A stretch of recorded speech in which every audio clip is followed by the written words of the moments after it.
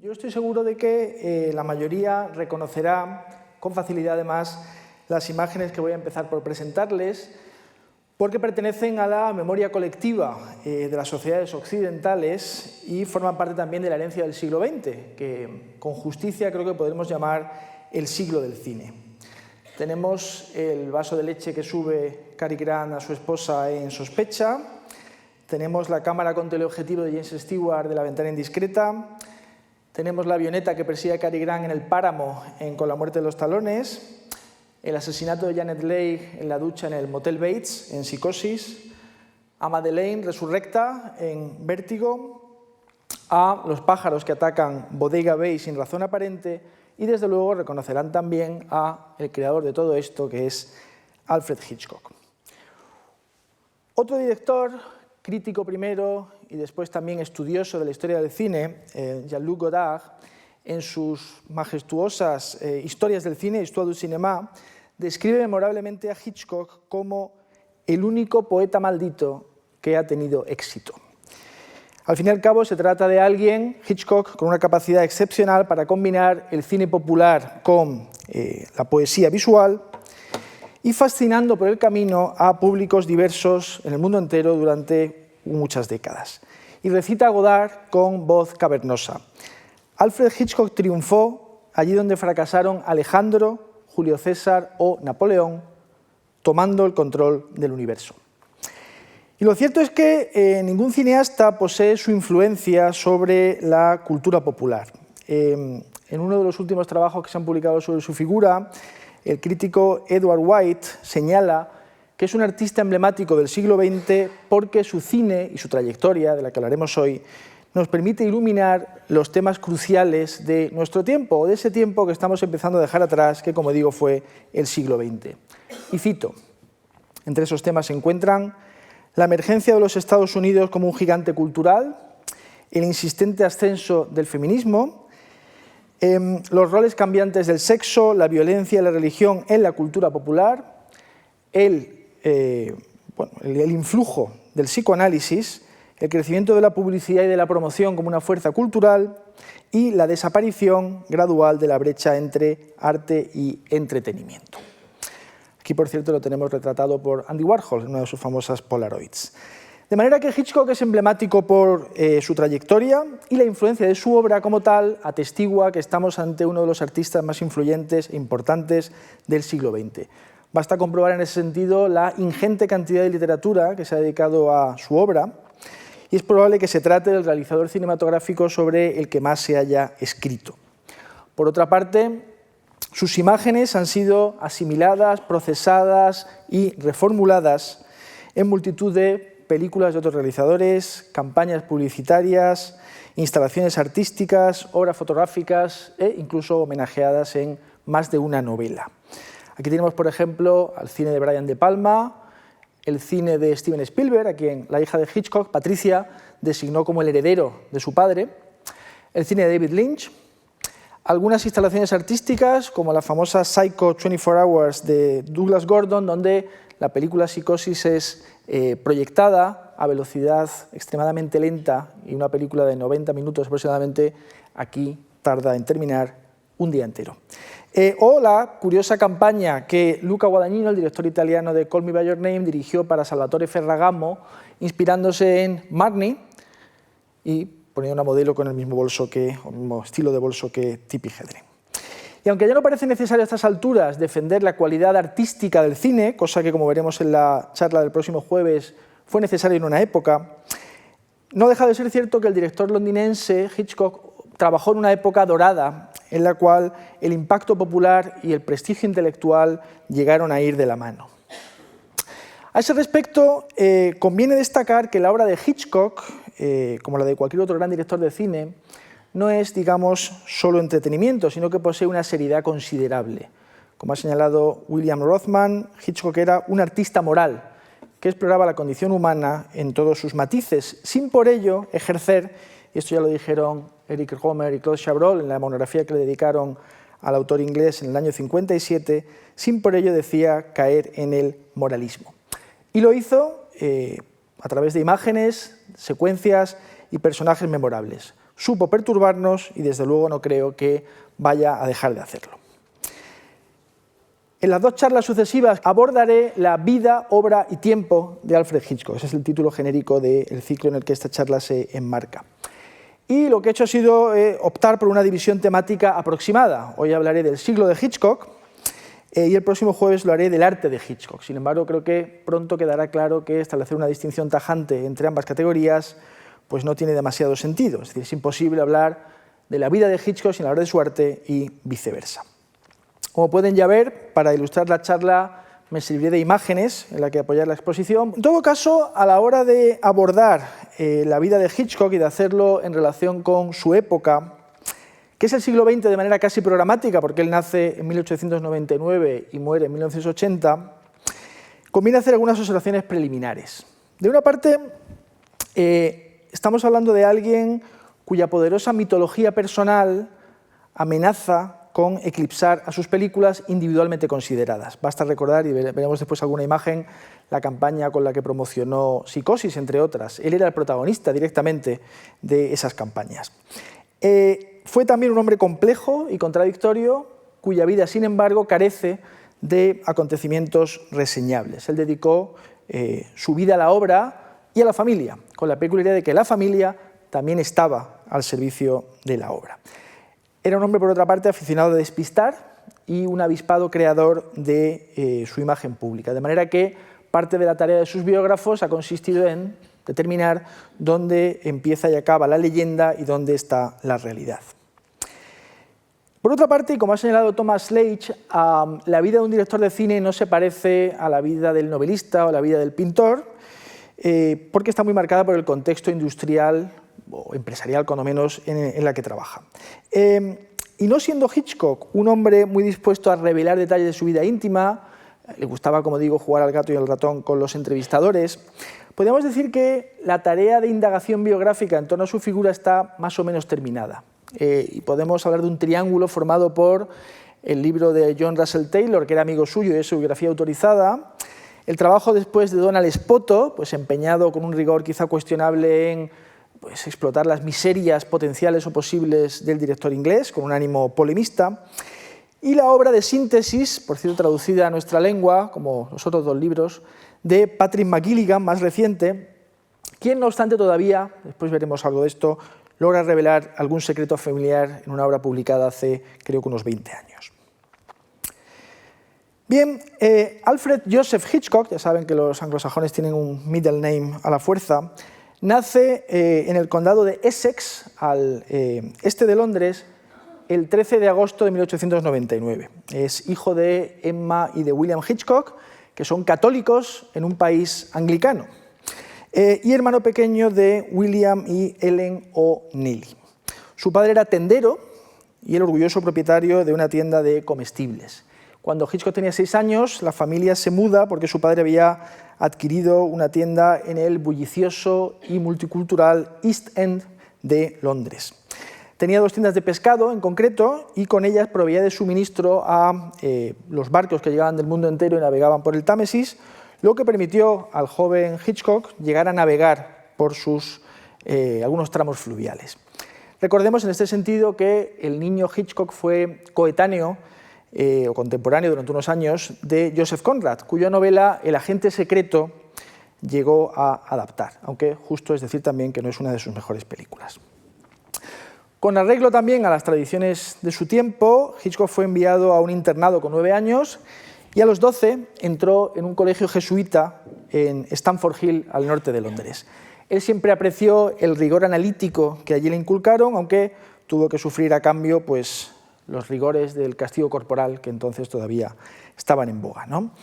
Como era norma en la época para los miembros de su clase social, no estudió en la universidad, sino que poco antes de cumplir los 14 años se enroló en la Escuela de Ingeniería Marina y Navegación de la ciudad de Londres, entrando a trabajar un año después en una compañía de telégrafos, donde pronto sería ascendido al departamento de publicidad, estudiando mientras tanto por las noches diseño en el Goldsmiths College de la Universidad de Londres.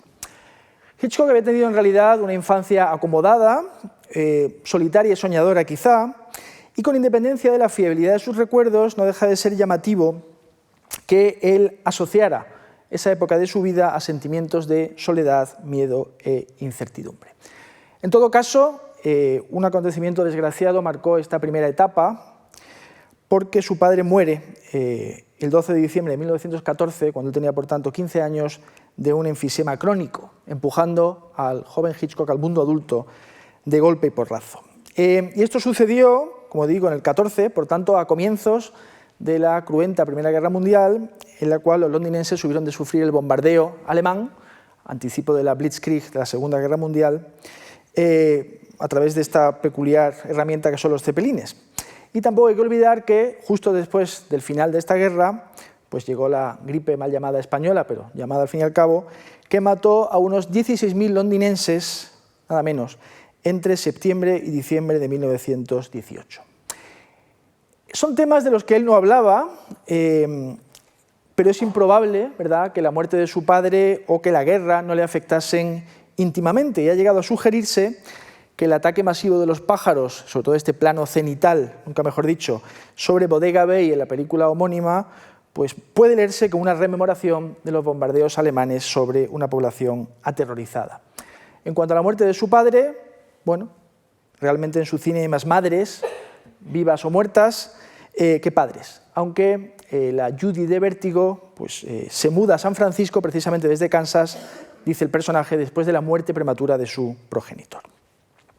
Hay que subrayar también que el East London, donde Hitchcock creció, era uno de los barrios que acogía una mayor mezcla étnica y religiosa en la Europa de su tiempo, aunque Hitchcock no era un cockney, porque su familia no era propiamente hablando clase trabajadora, sino comerciante. Es una distinción que conviene realizar. Bien, cuando de la relación de Hitchcock con la industria del cine se trata, hay que empezar por señalar, o es justo destacar, que nuestro hombre fue lo contrario de eso que hoy en día llamamos un nepo baby, es decir, un hijo del nepotismo, personas que pertenecen a familias que han destacado en el mundo del cine y que pueden entrar en la industria gracias a sus contactos, ¿no? Es un tipo humano que ha existido siempre, los Coppola, los Barrymore, los Fonda. Hitchcock era, como he dicho, hijo de un comerciante y ascendió en la joven industria del cine, bueno, pues, propulsado por su ambición y su talento. Por supuesto, es una industria que entonces todavía se dedicaba al cine mudo, pero que enseguida adquirió un aire de modernidad. Como ha señalado la historiadora Miriam Hansen, Hollywood representó desde el principio, y el cine en general, habría que decir, para los contemporáneos una encarnación de lo moderno, es decir, un medio estético asociado a una tecnología que entonces era nueva y que operaba mediante métodos, después lo veremos hablando del sistema de estudios, fordistas, tayloristas de producción industrial y consumo de masas. Y también, por tanto, un símbolo de los optimismos de aquel presente. Cuando hablamos además del cine mudo, tenemos un fotograma de Avaricia, estamos hablando de un cine comprensible en cualquier lugar del globo, antes de la llegada del sonoro. Es decir que, quisiera subrayarlo, lo que ahora puede parecernos viejo, fue en su momento nuevo y moderno al mismo tiempo. Y en ese contexto, como digo, se desenvolvía Alfred Hitchcock. Por otra parte, se ha señalado que Londres, la ciudad de Londres, ejerce sobre Hitchcock una influencia duradera. Y sobre todo porque instiló en él una querencia por lo moderno y lo urbano. Y hay que tener en cuenta aquí cómo se transformó la ciudad de Londres, bueno, desde al menos la segunda mitad del siglo XIX y en todo caso hasta 1914, aquí tenemos una imagen de su, en aquel entonces, moderno suburbano. En ese sentido, y aunque fuera de manera tácita, Hitchcock había escuchado, o parecía haber escuchado, el famoso mandato del poeta francés Arthur Rimbaud, ¿no?, según el cual hay que ser absolutamente moderno. Él, curiosamente, lo fue desde el principio. En particular, Hitchcock entra a trabajar en la Famous Players Lasky British, aunque esta es una foto de sus estudios norteamericanos, no he encontrado ninguno de los estudios en Londres. Es una compañía de cine en la primavera del año 21 y allí se dedicará a redactar los intertítulos que marcaban un poco la acción en las películas mudas. Y ahí es donde conoce a Alma Reville, montadora y su futura esposa y colaboradora, sobre la que volveremos después. Cuando cerró esta empresa, Hitchcock se asoció a un hombre muy importante en sus comienzos artísticos, que es Michael Balcom, que lo contrató para Gainsborough Pictures, que, como se señala ahí, pues trabajaba en los estudios de Islington, que había sido creada en el año 24 y contrató a Hitchcock con una misión muy particular, que era colaborar en un conjunto de coproducciones que habían de desarrollarse en Alemania, en particular en los estudios de Neubabelsberg, cerca de Berlín, donde Hitchcock vio trabajar al gran Murnau, en concreto durante la realización de esta película, El último, Der letzte Mann, protagonizada por el rimbombante Emil Jannings. Y Hitchcock siempre diría que fue allí, asistiendo a estos rodajes y colaborando en otras películas simultáneamente en Alemania, donde asimiló los rudimentos del medio cinematográfico. Es decir, aprendió a contar historias visualmente, a preocuparse por las emociones suscitadas en el espectador y capturar la experiencia emocional subjetiva del personaje a través sobre todo de la técnica del punto de vista. Aunque, como ha señalado Sidney Gottlieb, otro historiador del cine inglés, hay que contar también con el influjo de este hombre, Ernest Lubitsch, porque en el cine de Hitchcock efectivamente también nos encontramos con humorismo, comentario social y comedia de costumbres. Lubitsch, que fue a Hollywood antes que Murnau incluso, todavía estaba por allí. Y realmente la importancia del periodo mudo de Hitchcock no puede ni debe minusvalorarse, porque al igual que John Ford, Fritz Lang, Mizoguchi, Ozu, Raoul Walsh o Kim Vidor, el director británico aprendió una gramática visual basada en la imagen muy distinta de la que luego conocerían quienes directamente empezaron a hacer cine con el sonoro. Como digo, la atención al punto de vista y la creación de imágenes con valor metafórico o simbólico creo que sintetizan este aprendizaje. Antes de dirigir en solitario, Hitchcock es asistente en 19 películas. En aquellos tiempos se hacían más rápido que ahora. Y Michael Balcon en particular había tomado nota de las contribuciones que había realizado el realizador inglés, realizador inglés, en esta película The Blackguard, firmada por Graham Katz, que evidentemente no ha pasado a la historia, y le dio a Hitchcock la oportunidad, tras la marcha del director inicialmente asignado, de realizar su primera película a comienzos del año 25. Es The Pleasure Garden, Jardín de las Delicias, que es el nombre del club alrededor del cual se organiza la trama, que fue filmada en Alemania y en el norte de Italia. Y realmente estas son imágenes del comienzo de la película. No puede decirse que el londinense tardara mucho en identificar sus temas, o algunos de sus temas, el voyerismo, la culpa, las rubias, el crimen, ni en explorarlo mediante el virtuosismo visual. Es una película que merece verse. Y el comienzo ya nos dice bastante, como digo, acerca de lo que obsesionaría a Hitchcock con posterioridad. Lo que vemos son un conjunto de coristas que bajan al escenario por esta escalera de caracol.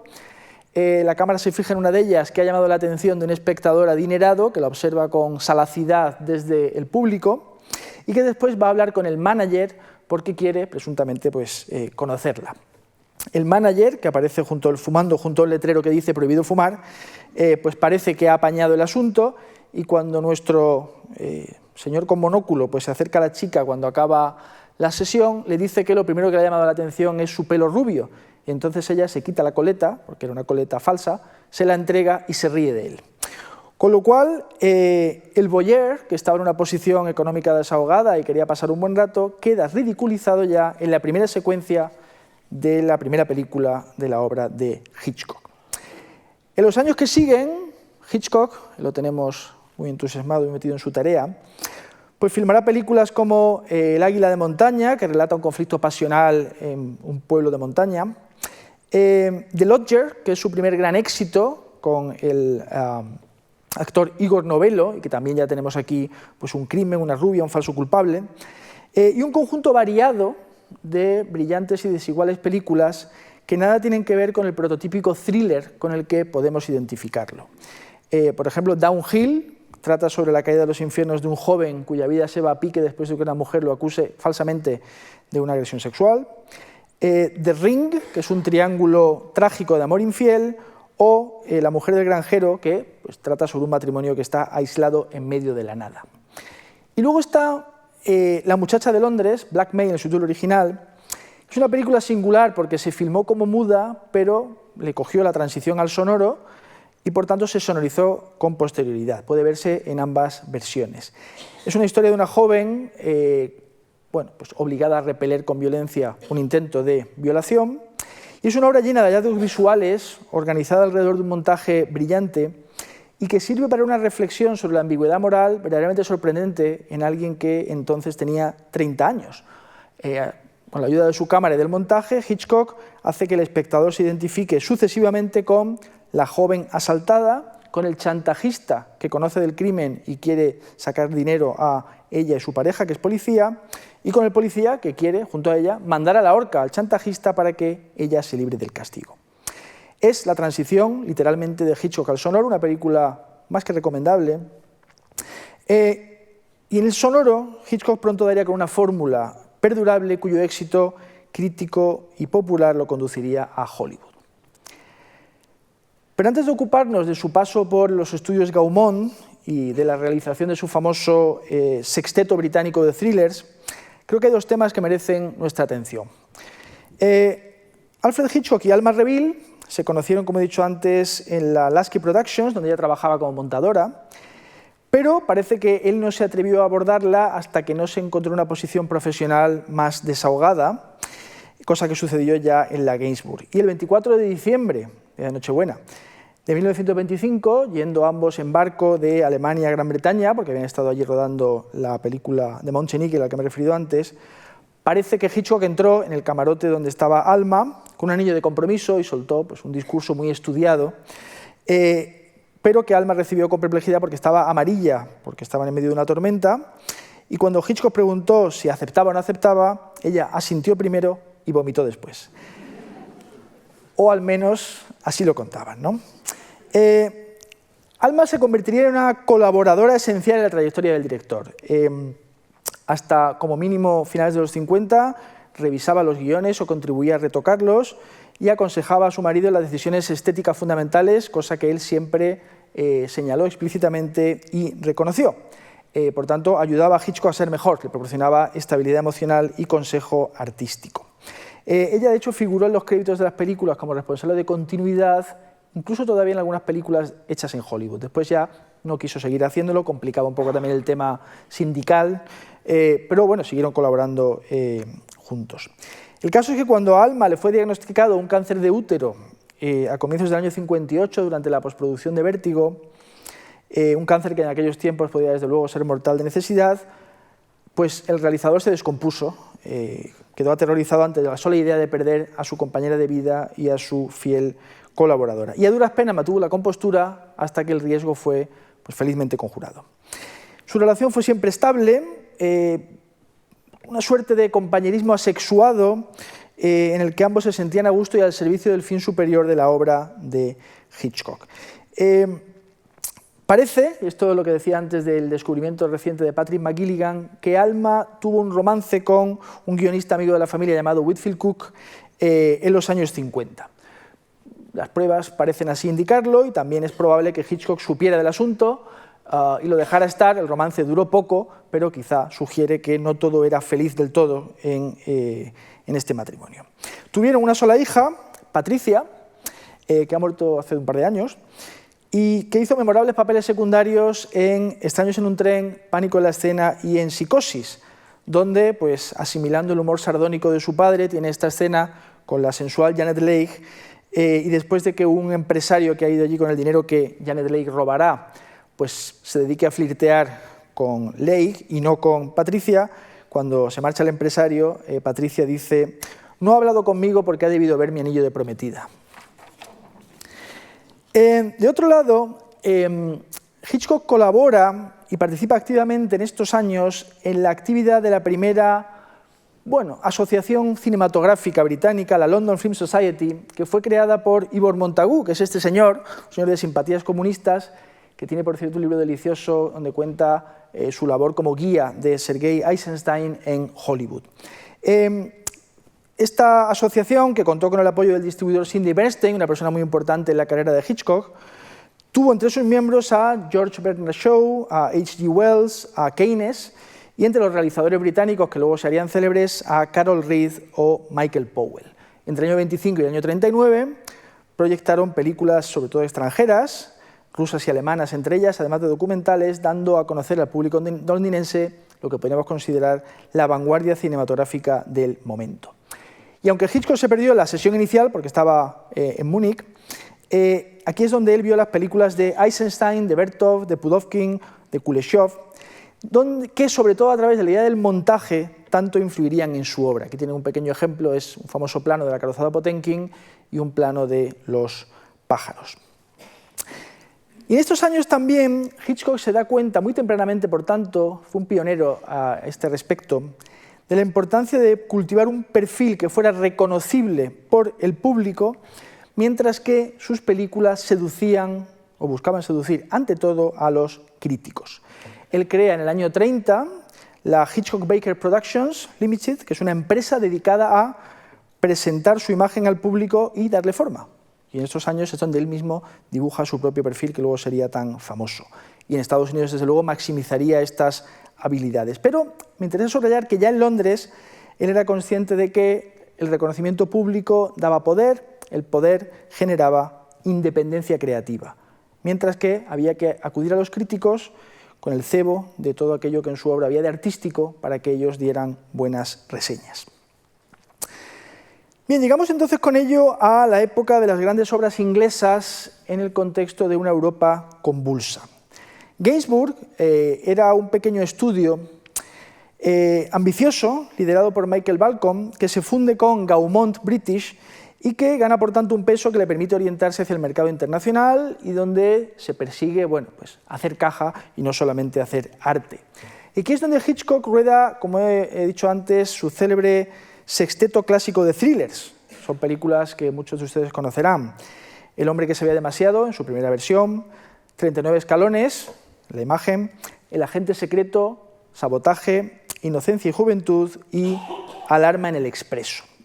Y realmente la gran diferencia entre el Hitchcock previo y este Hitchcock es la especialización genérica, es decir, el abrazo del thriller como forma narrativa a través de la cual él puede desplegar sus motivos y temas y, por supuesto, su talento visual.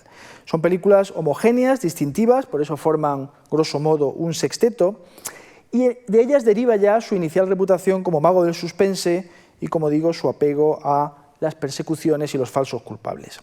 Son además películas que reflejan el mundo amenazante y violento de la Europa de entreguerras. Hay espionaje, hay crímenes políticos, hay violencia extremista.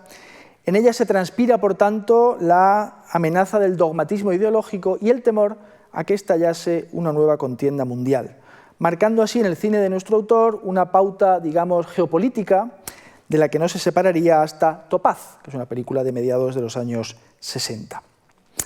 Y son además, esto es interesante, películas muy londinenses y muy inglesas. Aquí hay que tener en cuenta que la falta de britanidad, podríamos decir, del cine británico en esta etapa de entreguerras llegó a ser una preocupación nacional en la prensa y en el debate público británico.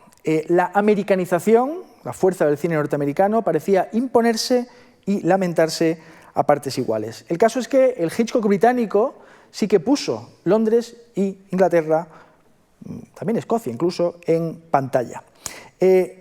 Había paisajes urbanos y había paisajes rurales, y se le elogió por ello. Eso fue objeto de aplauso por parte de la prensa británica. Charles Bennett, que es quizá el más importante colaborador suyo en esta época, ayudó bastante a ello. Pensemos, por ejemplo, en El hombre que sabía demasiado. Hay un asalto armado muy interesante. Este es el asalto armado real que tuvo lugar en el Sydney Street en el año 1911, liderado, cuando no son anarquistas, liderado por Winston Churchill, quien era el jefe de la policía en aquel momento. Y está aquí reproducido en la primera versión, como he dicho antes, de El hombre que sabía demasiado. Pero tenemos un cabaret, un music hall clásico en 39 escalones. Hay de una pareja simpaticísima en el Alarma del Expreso que están en medio de la Europa central, pero su preocupación es llegar a un partido de cricket que está celebrándose en Inglaterra. Hay una tienda de frutería y un cine donde se refleja un poco las aficiones de la clase trabajadora en Sabotaje, o el primer Sabotaje. Y todo esto coincide además con el famoso, bueno, ya me entienden, ¿no?, movimiento de cine documental británico liderado por John Grierson en los años 30, que quería sacar la cámara a la calle y captar la realidad de la sociedad británica del momento.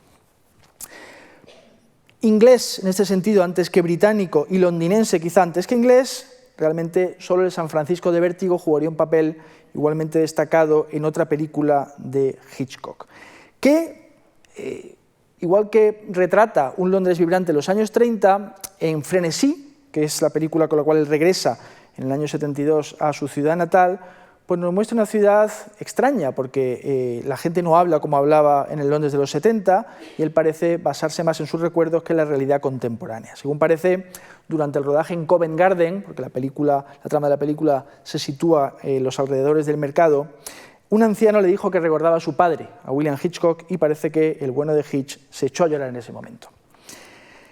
Posteriormente, él explotaría ese carácter inglés, ¿no?, su Englishness, ante el público norteamericano, aunque eso, digamos, no le privó, aunque sufrió algunas dudas, de convertirse en ciudadano norteamericano en 1955. Al final de su vida, en el año 79, recibiría finalmente el título de Sir. Se convertiría, por tanto, en Sir Alfred Hitchcock, y cuando le preguntaron por qué había tardado tanto en recibir ese honor, él se limitó a decir que quizá la reina se había olvidado. Este sexteto de thrillers al que me he referido pues cimentó su prestigio crítico y lo propulsó a Hollywood, opacando quizá injustamente a ojos de los espectadores en los años sucesivos el resto de su obra británica, con la excepción quizá de La muchacha de Londres y de The Lodger.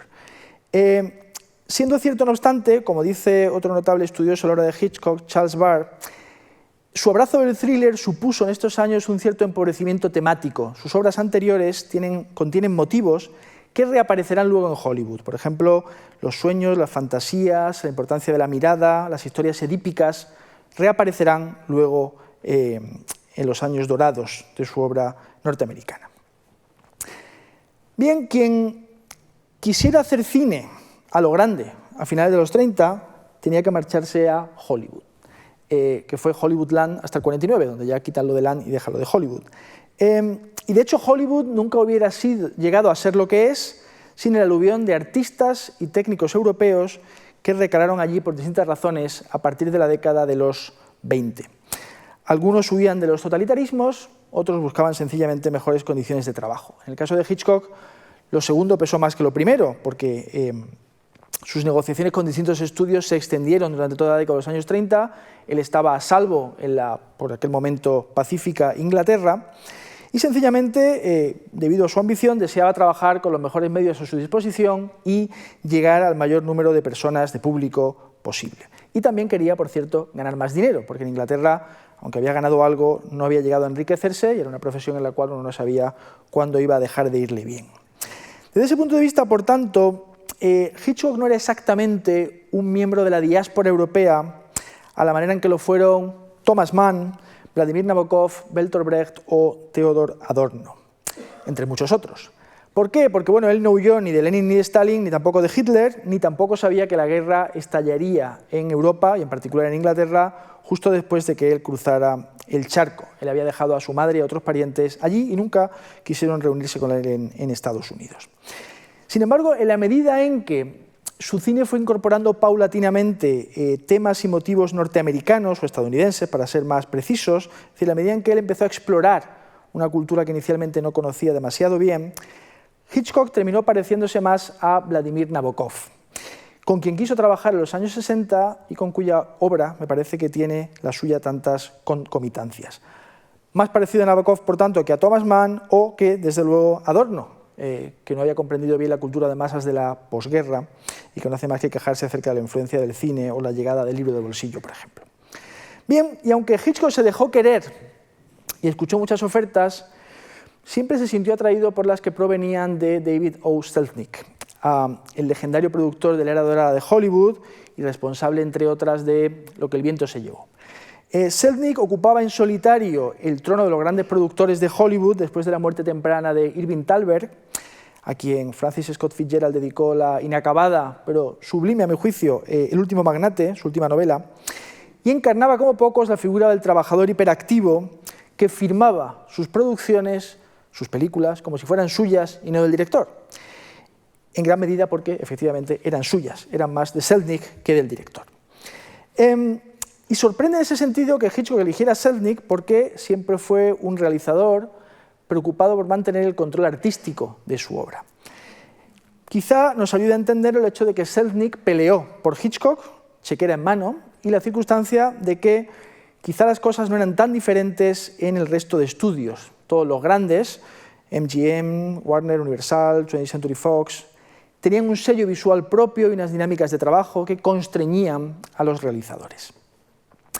Y hay que tener en cuenta en este sentido que en el sistema clásico de estudios el cine se hacía a través de un proceso, antes nos hemos referido a ello, cuasi industrial, donde distintas unidades de producción manejaban de forma muy jerárquica, por otra parte, guionistas, directores, actores y técnicos bajo contrato, que no podían trabajar con otros salvo préstamo, y que solían especializarse además en géneros concretos, melodramas, westerns, comedias, terror, ¿no? Eso no significa, por supuesto, que fuera imposible del todo hacer una obra personal dentro de la industria. Lo hizo Murnau con Amanecer, lo hizo Wells con Ciudadano Kane, aunque le costaría caro, lo hizo Vidor con El Manantial, o lo haría mucho después Nicolas Ray con Johnny Guitar. Pero había que manejarse con habilidad y diplomacia y no perder demasiado dinero, o no hacerlo demasiadas veces para poder seguir trabajando en el sistema. En todo caso, el sistema de estudios tenía sus grietas. Selznick no era, digamos, dueño de ningún estudio grande, aunque pasó por varios de ellos, sino que lo que tenía era una productora propia que trabajaba al margen de las majors y que usaba las majors, los grandes estudios, para la distribución de las películas. Hay que tener en cuenta que los grandes estudios, hasta que actuaron las autoridades antimonopolio, eran propietarios también de los cines, tenían realmente una integración vertical muy beneficiosa para sus intereses. Y los estudios sí que podían dar en préstamo, y Selznick también, a sus directores o actores para que hicieran otras producciones. Y fue por esa vía por la que Hitchcock se las apañó para escapar del control de Selznick. Ayudaron también a ello las distracciones que éste sufrió una vez que perdió la cabeza por Jennifer Jones y dedicó ingentes cantidades de tiempo y dinero para hacer Duelo al Sol con Kim Vidor y Jones como estrella. Y de todo ello sacó Hitchcock un aprendizaje personal de gran valor que condujo en la práctica a su emancipación como productor semi-independiente en las décadas sucesivas. Realmente Hitchcock hace solamente 3 películas con Selznick. La mejor es la primera, Rebecca, donde la unión de ambos talentos hace la fuerza. Recuerda es algo inferior y la última de su contrato, El proceso Paradigm, es una película de la que Hitchcock terminó incluso por desentenderse. Mientras tanto, en este periodo, que va del 39 al 48, Hitchcock se da en préstamo a otros estudios y otros productores, de menor escala, digamos, y hace con la RKO la comedia Matrimonio Original, el thriller doméstico Sospecha y la sublime Encadenados, que marca su primera colaboración con el gran escritor y gran personaje, por cierto, Ben Hecht. En la Universal hace Sabotaje y su otra obra maestra del periodo, que es La sombra de una duda. Con el productor independiente Walter Wanger hace Enviado especial y con la 20th Century Fox ese desafío técnico que es Náufragos, rodada toda ella en un bote y en el tanque de agua del estudio. En el 48 fundará Transatlantic Pictures con su viejo amigo Cindy Bernstein y hará La soga, este es su primer plano, y Atormentada, que sin embargo fracasan en taquilla. Pero Hitchcock ya nunca dejará de ser su propio productor, tanto trabajando con la Warner como con la Paramount, la MGM o la Universal, hará sus películas y llegará a acuerdos con el estudio para su distribución. De manera que cuando cierra su carrera en el año 75, habiendo filmado 53 largometrajes, Hollywood ya no es lo que fue, y Hitchcock había contribuido a ello, liberando, digamos, a los autores con su voluntad de ganar autonomía creativa. Una batalla en la que habían también, en cuyo frente habían militado también actrices como Bette Davis u Olivia de Havilland, que por cierto también ganaron sus querellas con los estudios. Bueno, esto que les he contado realmente no son detalles técnicos, porque en un medio como el cine las condiciones en que trabaja el director son determinantes para el resultado final. Y el grado de libertad con el que podía trabajarse en Hollywood en aquellos años era limitado, pese a la abundancia, por supuesto, de recursos financieros. El estudio, el productor en particular, supervisaba, la censura limitaba aquello que se podía mostrar en pantalla, los actores y colaboradores que estaban en contrato con otros estudios no podían ser prestados siempre, los géneros eran populares y por lo tanto había necesidad de atraer a un público masivo, a veces también poco sofisticado, y los problemas de casting, por ejemplo, eran frecuentes. Para Extraños en un tren, Hitchcock quiso a William Holden y tuvo que conformarse, digamos, con Farley Granger. Y se vio forzado a trabajar, por ejemplo, con el 3D. Crimen Perfecto es una película rodada en 3D, que es un invento de los estudios para combatir con la televisión, que nunca le convenció demasiado. Y, por ejemplo, cuando Grace Kelly, la que hemos visto en el plano anterior, había sido convencida por Hitchcock para regresar al cine, volviendo desde Mónaco, y hacer Magni con él, resultó que, por contrato, le debía una película Grace Kelly a otro estudio y prefirió quedarse en su casa. Bien, durante esta década, realmente Hitchcock apenas hizo películas americanas. Quizá Mr. and Mrs. Smith, que es una comedia poco lograda, y La sombra de una duda lo sean, pero la mayoría de ellas se localizan fuera de Estados Unidos o lidian con el nazismo. Tanto en Enviado Especial como en Náufrago, los norteamericanos son presentados como gente muy inocente, un poco simplote, pero luchadora, y también en Sabotaje se trata de representar lo bueno de la sociedad norteamericana en la lucha ingenua, si quieren, contra el nazismo. Y esta inquietud por el contexto geopolítico, en el estallido de la Segunda Guerra Mundial, en la que, como saben, Estados Unidos pues, tardó un poco en participar en el frente europeo, aconseja prestar atención a un aspecto muy interesante de la obra de Hitchcock, que es su compromiso político. En sus películas inglesas, Hitchcock había mostrado su interés por el poder, por las fuerzas que lo mueven, el mundo de los espías, pero realmente, digamos, la ideología y la política de partidos no le interesaban en lo más mínimo. En Hollywood sí se ve reforzado su compromiso antifascista, era una época en la cual este sintagma realmente tenía sentido, y colaboró en múltiples iniciativas y también incluso donando dinero cuando otros actores europeos lo reunían para ayudar a la causa bélica. En septiembre del 39 la familia se había mudado a Hollywood y lo que hizo Hitchcock fue, al margen de las películas antinazis, podríamos decir, a las que me he referido anteriormente, colaborar en películas como esta, una película de propaganda, Forever and a Day, destinada a tratar de persuadir al público norteamericano de la necesidad de que Estados Unidos entrase en la guerra y, por tanto, en el frente europeo. Y rodó también dos curiosos mediometrajes, duran media hora, en lengua francesa, Bon Voyage y Aventure Malgache, que tratan sobre la resistencia francesa, la Resistance. La segunda de ellas, además, es una mala obra de propaganda porque Hitchcock se había percatado ya de las divisiones internas a la propia resistencia y lo mostraba en pantalla. Y esto, lógicamente, no fue muy bien recibido. Pero hay más. Y creo que es más interesante incluso que esto. Cuando el productor Sidney Bernstein, al final de la guerra, era su viejo amigo, como he dicho antes, pidió a Hitchcock que le ayudase a dar forma a un documental sobre los campos de exterminio nazis en Europa. Hitchcock viajó a Londres y se instaló con dos guionistas y una sala de montaje. Hicieron el trabajo, que fue archivado en su momento por una obvia razón, porque las imágenes verdaderamente espeluznantes que estas imágenes registran con la película, registra con meticulosidad, eran inoportunas en un momento en el que de lo que se trataba era de rescatar a Alemania para el lado occidental de la Guerra Fría y, por tanto, recordar a los alemanes aquello que habían hecho quizá no era la mejor de las ideas. Pero la obra sale a la luz en el año 2014 y está disponible en Internet. Su título original es German Concentration Camp Factual Survey, algo así como Informe Factual de un campo de concentración alemán. Y está construido con el material rodado por soldados norteamericanos, británicos y rusos que habían participado en la liberación de los campos de exterminio. Voy a ahorrarles las imágenes más duras del documental, que las tiene. Hitchcock lo que hizo fue resaltar la cercanía entre la vida cotidiana de los vecinos y el horror perpetrado en los campos y se fijó en los objetos personales de los asesinados convertidos en símbolo del horror. Fue también una idea suya que se recurriese a tomas largas, ¿no?, sin cortes, para evitar que alguien pudiera acusarles de haber manipulado las imágenes. Y en otra parte del documental, en la que él se implicó directamente, la cámara nos lleva a la puerta de una habitación donde se indica Brausebad, o sea, duchas. Hoy sabemos que estas duchas eran expendedores de gas Ciclón B, es decir, donde eran gaseados los judíos, aunque, muy discutiblemente, Spielberg hiciera salir agua de esas duchas en la primera visita de los prisioneros en la lista de Schindler.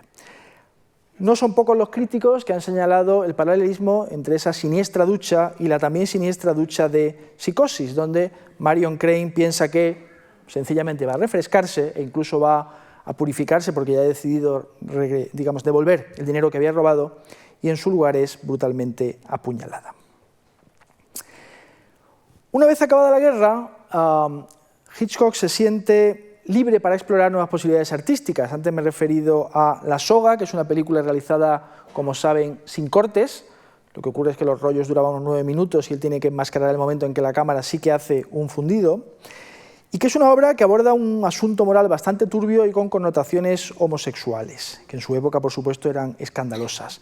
Y Atormentada, que está basada en plano secuencia antes que en el uso frecuente del montaje. En la Warner Brothers, donde tiene un periodo muy interesante, filma y tiene un gran éxito con Extraños en un tren, que es una película en cuya elaboración pues, coopera Raymond Chandler, el famoso escritor de novela negra, aunque parece que acabaron muy mal y su contribución finalmente a la película es muy pequeña.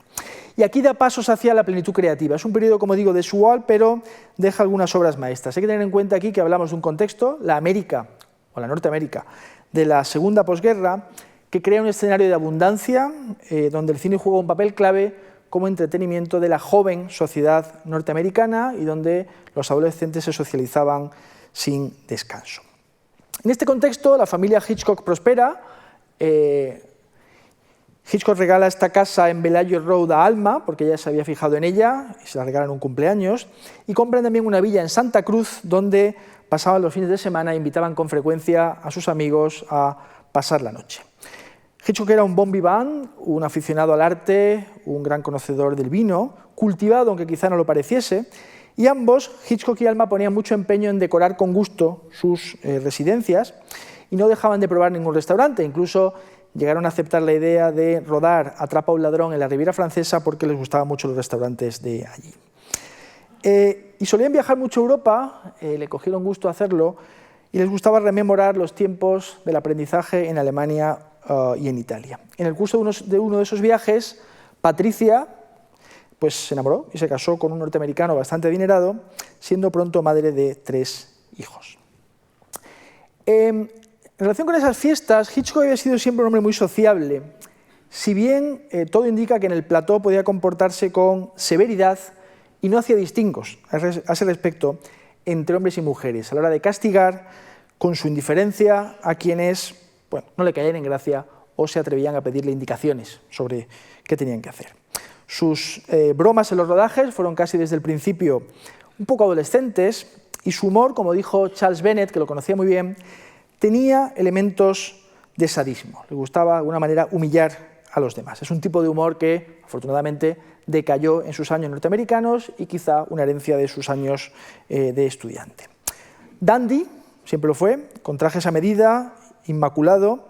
No toleraba el desaliño indumentario en el plató, podía despedir a un técnico que, le pedía a un técnico que fuera con chaqueta en lugar de manga corta, y se horrorizó cuando trabajó con Paul Newman e invitado a su casa, este último se comportó allí con una cerveza y quitándose la chaqueta como si estuviera en un pub.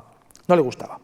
Sus trajes, como digo, estaban siempre hechos a medida y disfrutaba también eligiendo el vestuario de sus actrices. Ese vestido tan bonito, por ejemplo, fue de su elección. Ocurre que, en paralelo a su creación cinematográfica, Hitchcock siempre cuidó su proyección como artista en otras ramas de la cultura. Ya en marzo del año 39, por ejemplo, había dado algunas conferencias en la Universidad de Columbia sobre el tema La singular obra de Alfred Hitchcock, o sea, sobre sí mismo, y esta forma de autopromoción, que se dirigía al estamento crítico y académico, es muy interesante y hablaremos un poco de ella el jueves.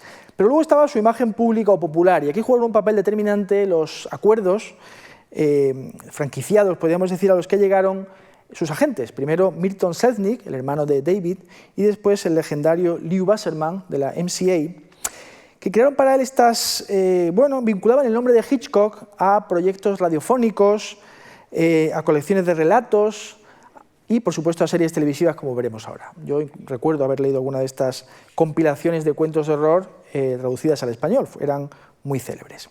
Y de aquí nace la idea que conduce a su famosísima serie televisiva, Alfred Hitchcock Presenta, que le granjearía fama mundial y lo asociaría siempre a una imagen, que es la silueta que, como hemos visto, data de los años 30, y a una melodía, la marcha fúnebre para una marioneta de Charles Gounod, sugerida por su amigo Bernard Herrmann.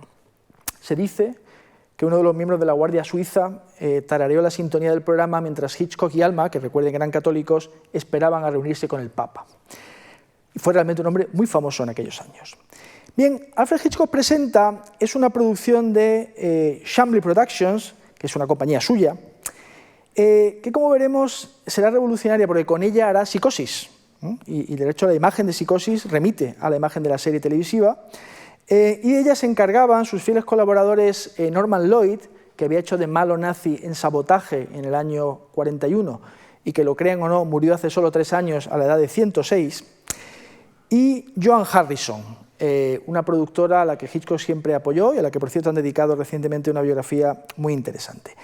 Ellos hacían la serie bajo la supervisión de Hitchcock, que comentaba bueno, pues, si le parecía bien tal o cual fuente literaria o qué enfoque había que dar, qué actor había que consultar, etc. Y contando en ocasiones con el desempeño de Hitchcock como director.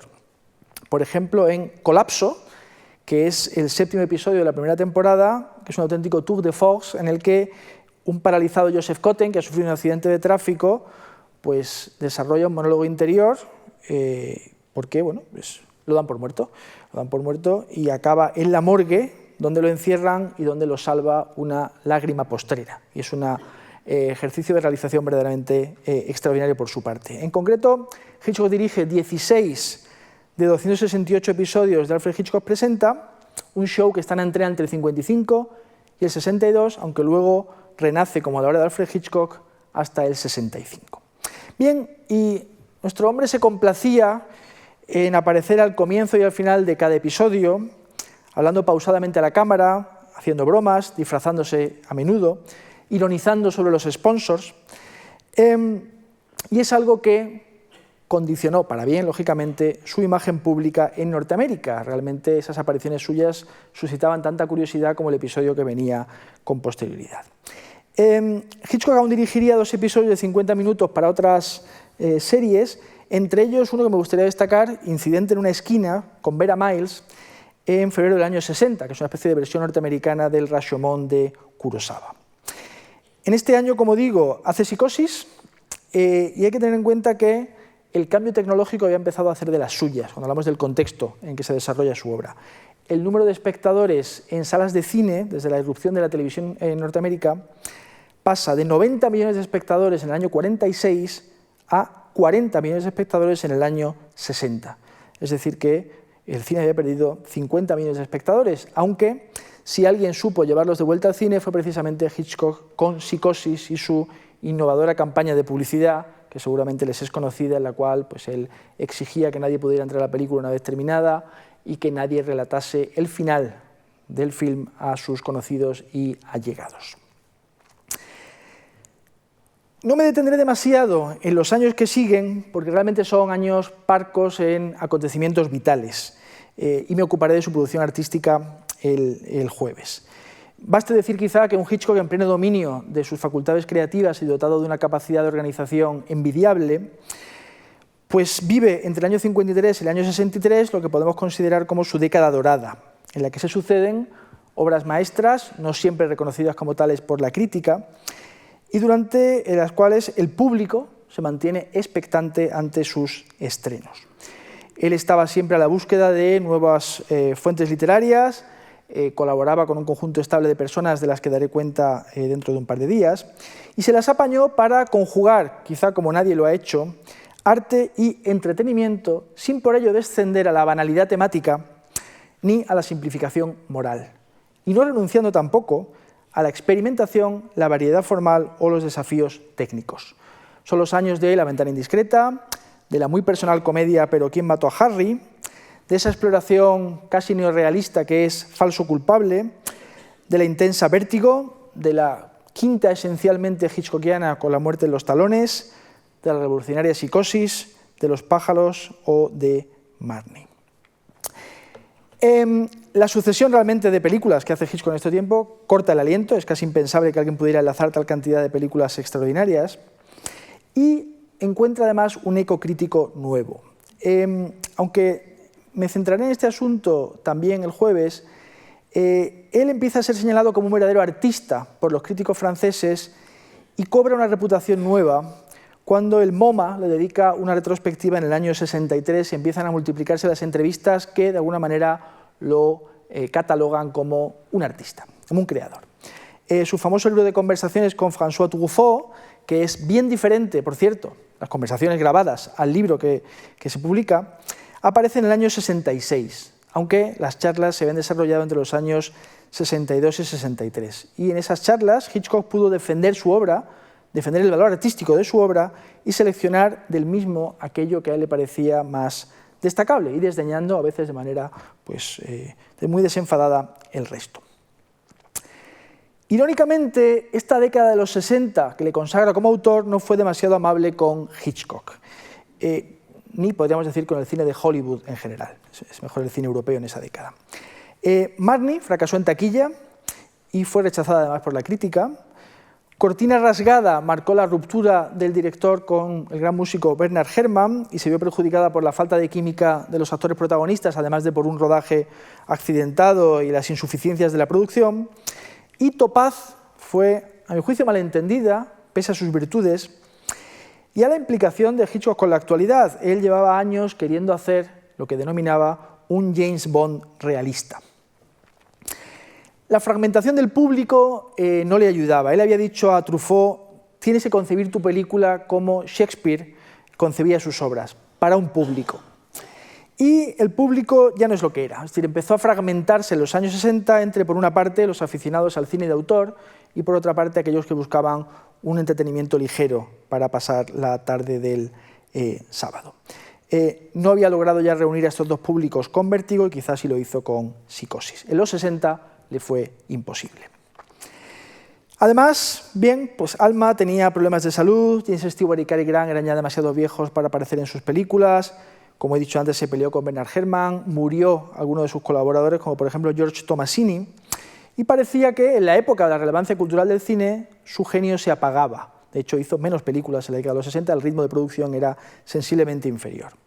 Sin embargo, Hitchcock vivió su particular canto del cisne a principios de los 70.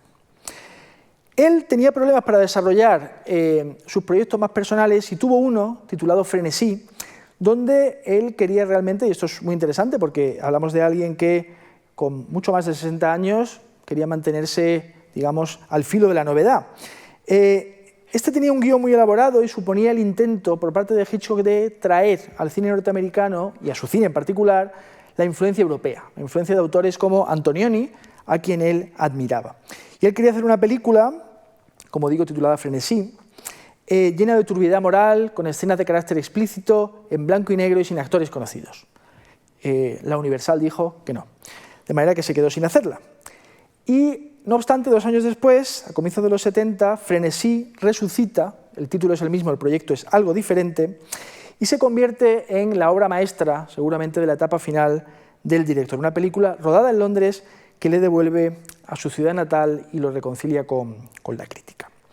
Y Hitchcock todavía se las apañó para rodar la deliciosa Family Plot, o La Trama, que acaba con la actriz Barbara Harris guiñando un ojo a los espectadores, rompiendo, digamos, la cuarta pared. Aunque hay que decir que Hitchcock no esperaba, como ahora veremos, que fuera su última película. Parece, por tanto, aquí despedirse de nosotros, pero él se empeñó todavía en hacer una película titulada The Short Night, de nuevo un intento por crear un James Bond realista, en el que estuvo trabajando durante 2 años en sus oficinas de la Universal. Y llegó a colaborar con el escritor David Freeman, quien escribió un libro al respecto, y quiso, además tenía el casting ya en la cabeza, quería para el papel principal a Clint Eastwood. Pero sencillamente no se daban ya las condiciones para que él pudiera hacer esta película.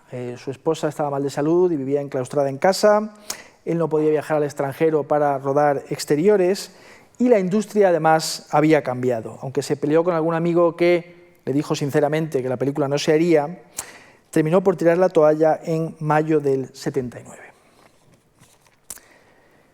Hollywood le rinde un gran homenaje en el American Film Institute el 7 de marzo de 1979.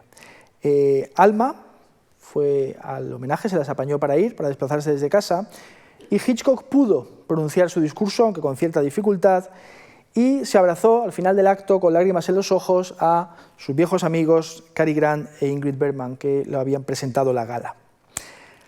A finales del invierno del año 79, es decir, estamos hablando de pocos meses después de que abandonara ya su ilusión creativa, dejó de ir a su oficina de la Universal.